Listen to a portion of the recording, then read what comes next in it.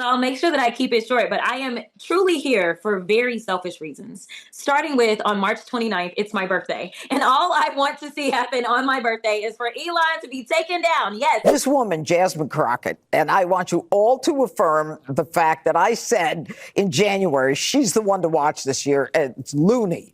Okay. She comes out and says, for my birthday, I want to see Elon Musk taken down. And that's the day of the big event on March 29th. Now, she better be very careful. And you don't pick a fight with the Attorney General of the United States. And you do not say to the Attorney General of the United States, your boss is basically a jerk. OK, because then the Attorney General is in a position where she has to defend her boss. We are not coming off these charges. We are looking at everything, especially if this is a concerted effort. This is domestic terrorism. And Maria, now you have this Congresswoman Crockett who is calling for attacks on Elon Musk on her birthday. Let's take him out on my birthday, she says. And yet she turns and says, oh, I'm not calling for violence. Well, she is an elected public official. And so she needs to tread very carefully, because nothing will happen to Elon Musk, and we're going to fight to protect all of the Tesla owners throughout this country, and it's this basic safety. Once again, domestic terrorism is going to come to a stop in our country. So that was our Attorney General threatening a member of Congress for hurting the feelings of the wealthiest man on the planet. To have the sitting Attorney General go on, and I'm gonna call it faux news. I know some of y'all love it, but it's fake to me. To have her go on Fox News and to then decide that she wanted to send a threat to me, it was wrong. Because here it is, she is the highest law enforcement agent in this country, and people are watching and they are consuming this information, and they are believing that simply because I decided that I wanted to exercise my right to free speech, which I am not abridged from doing, that she then wanted to then politicize something that should not be politicized. I don't like Elon Musk. I'm gonna say it 50,000 times. I don't like him. I don't like that he going out there and he firing people. I think that he's a crook, because somehow the rest of us can't sit around and get whatever federal contracts we want. The rest of us can't sit around and get law enforcement and get them somehow ordained as federal law enforcement to protect him. The rest of us can't get our dealerships protected by the federal government. That is somebody that is operating above the law.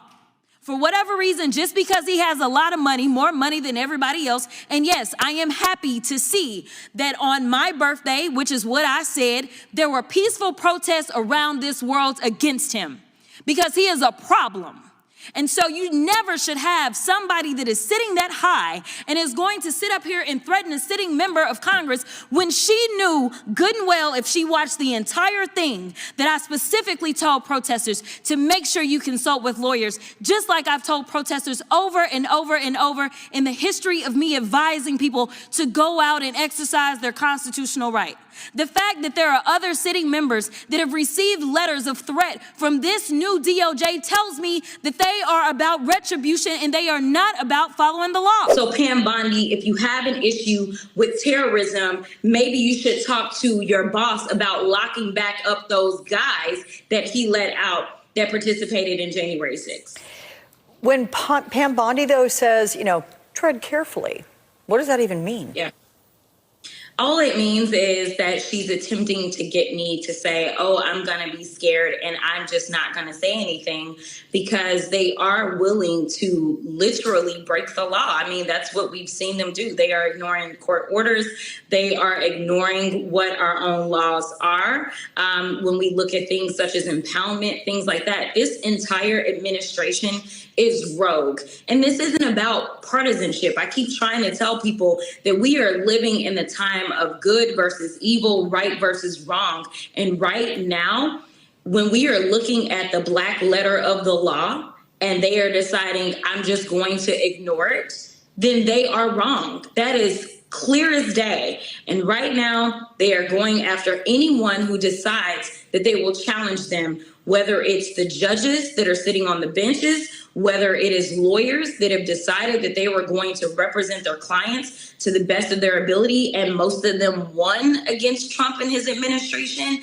Basically, they are trying to get rid of all voices of dissent. It really is a disgrace how Republicans are always talking about law and order and how we got to get the bad guys in prison and we got to make sure that all the streets are clean.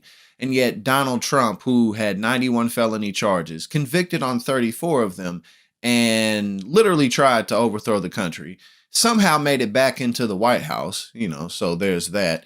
And then all these actions they're taking, firing thousands of people, shutting down these administrative programs, these administrative organizations, the Consumer Financial Protection Bureau, what they're doing, going after Social Security, firing all these people, getting struck down by federal judges because the actions they're taking are illegal. These people don't care about law and order. They care about getting their way. And the fact is Donald Trump won by a slither. He barely won this election, so he doesn't have a mandate. He doesn't have the standing to do anything that he wants to do without repercussion. And they know that, which is why they're trying to destroy everything as fast as possible and do what they can to continue to avoid any type of consequences for what they've done. But again, it's just really ridiculous that these people talk about law and order. Pam Bondi talking about Jasmine Crockett better tread lightly because Elon Musk's feelings are hurt. When Elon Musk's feelings are incredibly easy to hurt because he's a baby and a loser.